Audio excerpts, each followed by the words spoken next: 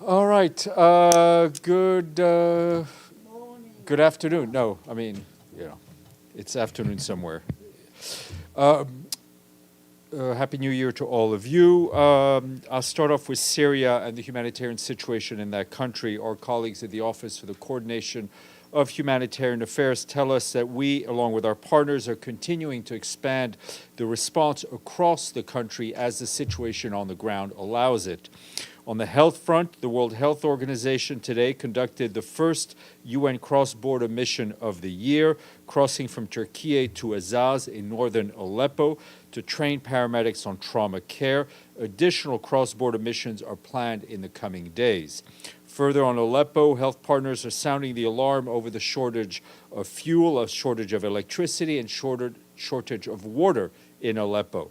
The Menbij National Hospital, which served around 100,000 people, has been relying entirely on generators for several days to power incubators and intensive care machines in that hospital.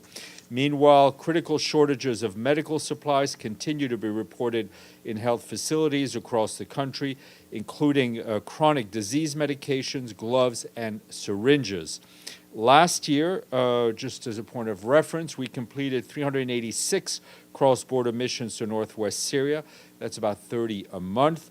And all that to monitor programs, to conduct assessments, and of course to engage with communities and deliver humanitarian aid. For its part, our colleagues at the World Food Programme have also resumed distribution of food parcels this month, alongside with the Syrian Red Crescent Society as the implementing partner, reaching over 3,600 families monthly. That's the plan. Partners also continuing to support winterization efforts across Syria and are distributing essential items, including winter clothing and blankets. Meanwhile, more than 620,000 men, women, and children remain newly displaced across Syria, and the situation remains volatile, with violence continuing in some parts of the country. That includes Aleppo, Homs, and coastal areas, as well as northeast Syria. Civilians are impacted by explosive remnants of war. According to our partners, between the 2nd and the 5th of January alone, 13 civilians were killed, dozens were injured due to landmine explosions in the northwest of the country. Mine Action partners report the numbers of incidents in Syria drastically increased in December, rising by more than 300% compared to the month of November. Meanwhile, on the political front, our special envoy, Geir Pedersen, remains in constant contact with key actors, and he's scheduled to brief the Security Council via video conference from Geneva on Wednesday. Obviously, we'll share those remarks with you. And his deputy, Najat Roshdi, is in Damascus, where she's engaging with many officials there, and the office of colleagues at the office of Mr. Pedersen will be providing more details in the days ahead. Turning to the situation in Gaza, the Office for the Coordination of Humanitarian Affairs tells us they're deeply concerned by reports that a 1-month-old baby in Gaza has died of hypothermia. That's what the Ministry of Health is telling us. This is the 8th child to die due to cold in less than 3 weeks. These deaths were preventable had the items required to protect these children been accessible to their families. OCHA continues to receive daily reports of civilians being killed and injured across Gaza due to the ongoing hostilities, which are also causing widespread destruction and displacement, as you well know. In Gaza City, our colleagues at an UNRWA school, which is now, of course, a shelter, was hit by shelling over the weekend, injuring several displaced people. OCHA stresses once again that civilians and civilian infrastructure, including humanitarian workers, convoys, and assets, must be protected in accordance with international humanitarian law. In North Gaza, the World Health Organization warns that Kamal Adwan Hospital remains completely out of service.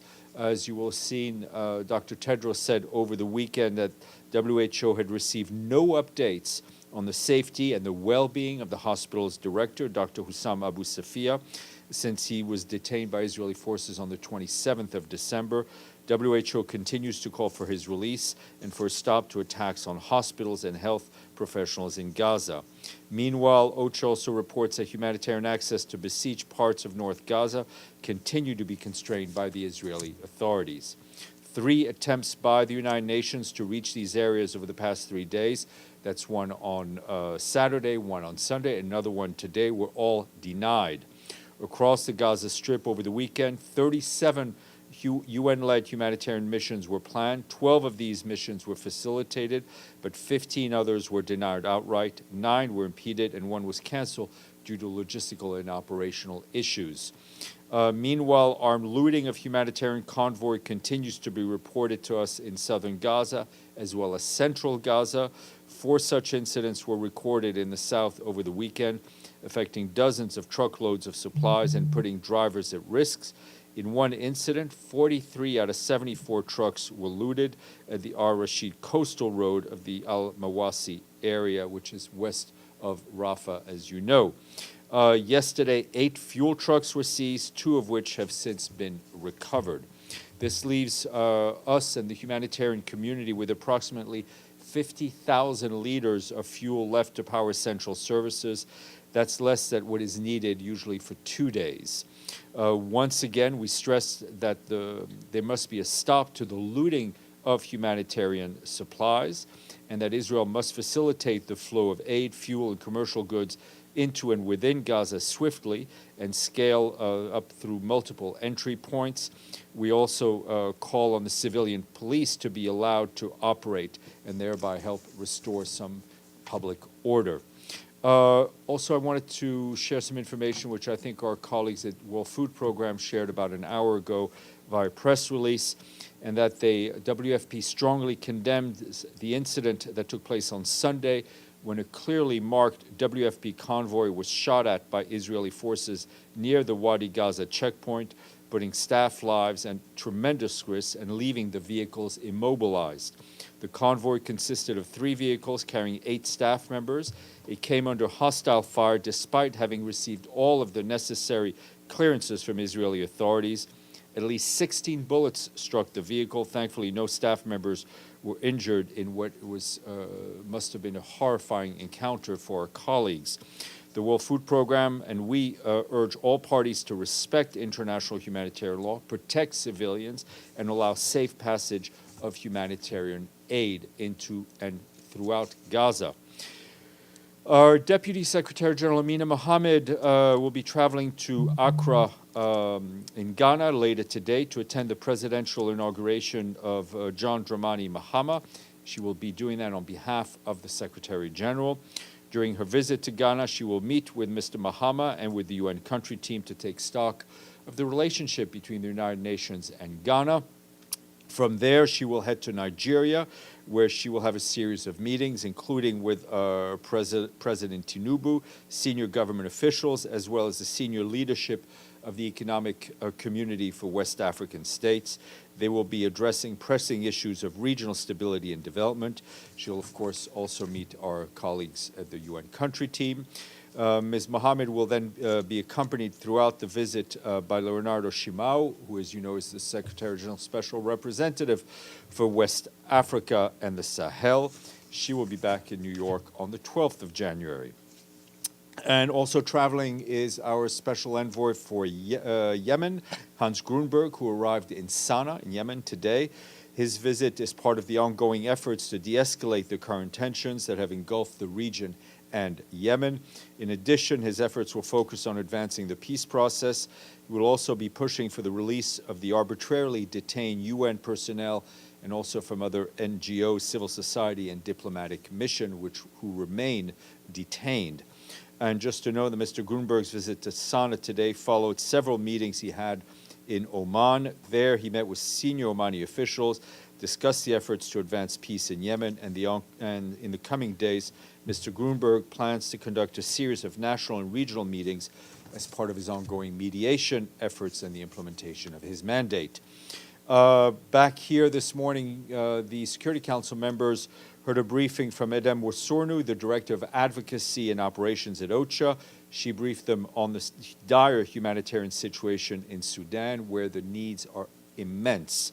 more than 11.5 million human beings are now estimated to be internally displaced in Sudan, of whom 8.8 million have been uprooted just since April of 2023. Mr. Wasornu said the situation in and around El Fasher, North Darfur State, remains especially catastrophic, and accessing areas of greatest need is a fundamental challenge. She added that the 2025 Sudan Humanitarian Needs and Response Plan will require a record $4.2 billion United States dollars, and that will support close to 21 million people who live within Sudan, and that's close to half of the country's population. Beth Bechtold, the Deputy Director General of the Food and Agriculture Organization, also briefed. She said urgent action must be taken to address the famine in Sudan, and that the Security Council has a critical role, which was reaffirmed through Resolution 2417. And just south of there, in South Sudan, our peacekeeping mission in that country issued its quarterly report on incidents of violence impacting civilians. It covers the period between July to September 2024 and documents 206 incidents affecting 792 civilians. The findings raised concern, showing a steep increase in abductions and conflict-related sexual violence in comparison to the same time frame in 2023. Nicholas Haysom, the head of the peacekeeping mission, urged the government to swiftly investigate these human rights violations and abuses and hold all perpetrators to account. Lastly, we have an update from the Development Coordination Office. The Secretary General has appointed Abdurrahmane Diallo of Niger as the new resident coordinator in the Republic of Congo with the host government's approval. He started yesterday, January 5th. Mr. Diallo has a decades-long career in the field of development, having served in various roles with UNESCO since 2002. Most recently, he served as representative of UNESCO in Nigeria. That's it, for me at least. Oh, okay, Gabby. Thank you, Steph. Welcome back. Thank you. On Hassem Abu Safia, the director of Kamal Adwan Hospital, aside from calling for him to be released, what exactly is the UN doing or the Secretary General doing to pressure to actually get his release? My understanding is that a number of our colleagues on the ground have been in touch with the Israeli authorities to try to seek some answers. And on the looted aid convoys, 43 of 74 in your remarks, at one point, could Israel be doing more to prevent this looting, or is it, from the Secretary General's standpoint, other factors? Well, you know, the main factor is that there continues to be a conflict going on. We're also seeing a lot of the press reports that would lead to some sort of cessation of hostilities, a release of the hostages. We hope that happens. We hope very much that happens for the sake of everyone involved. One of the things that we repeatedly point out, and I pointed out today, is that the fact that the civilian police in Gaza, which had been operating, is no longer able to operate. Allowing it to some sort of civilian police to operate would help in creating an environment in which our trucks, our goods, which really belong to the Palestinian people, are not looted by Palestinian gunmen. Deji, et ensuite Celia. On Syria, because I'm late, I don't know whether you mentioned this or not. It seems there was conflict between Kurdish militants and Arab militants in North Syria. Does the Secretary General have anything to say on that? Or well, I did mention the reports of Menbij. violence that we've seen, sectarian violence. I think what's very important is that the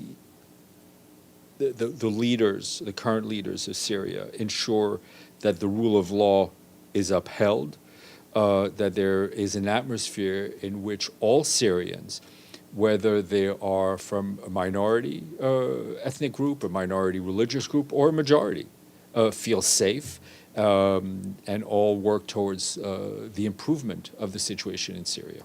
Is the Secretary General feel concerned that the Foreign Minister of Türkiye said that they believe it's only a matter of time before PKK-YPG, which is an essential part of SDF, being eliminated?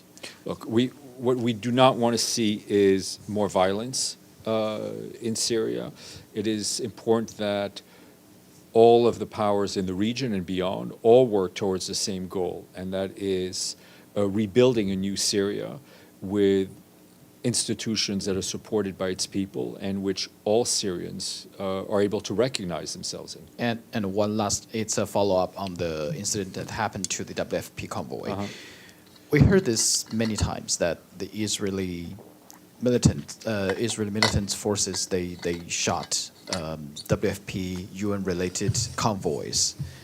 This one, I don't believe you mentioned the excuse, or rather any response from the Israeli authority. But let me wind back the clock a little bit earlier to all other incidents. Do you have any of those incidents that UN received any explanation from Israeli authority? I don't think there's an explanation for shooting at a clearly marked convoy from the World Food Program, whose movements, or maybe excuse. Excuse me, whose movements had been completely coordinated with the Israeli security forces. We don't know if it's an issue of command and control, if a message got lost. We don't know, right? And I think our colleagues at the World Food Program are trying to get the answers. Do you aware any kinds of investigations from the Israeli authority on I'm not any of aware those that we've gotten incidents? any answers that really answer the question at heart, which is, why are you shooting at a World Food Program convoy? Celia de la Varenne. Regarding the MONUSCO, does the UN know what happened to François Grignon? Is he going to come back to New York? The authorities don't want him to stay. I don't have an update for you on Mr. Grignon. If I get one, I will share that with you. Thank you. Madame. Bonne année, Stéphane. Bonne année. I just wanted to confirm if, just an update, whether the Secretary General and President-elect Trump have spoken yet. No, I have no update to share with you on that front. And what about the extended team, the transition team? Oh, no, I'm not, I mean, there have been some contacts, but nothing at this point that I'm aware of involving the Secretary General. Okay, I don't see any other questions. I wish you all a good day, good afternoon. We shall see you tomorrow. Reminder, January 16th, Secretary General in this room will be playing my part. And that's it. Khalas. Quoi? C'est fini. Ça suffit. Okay. Go away. Nothing. Rien à voir.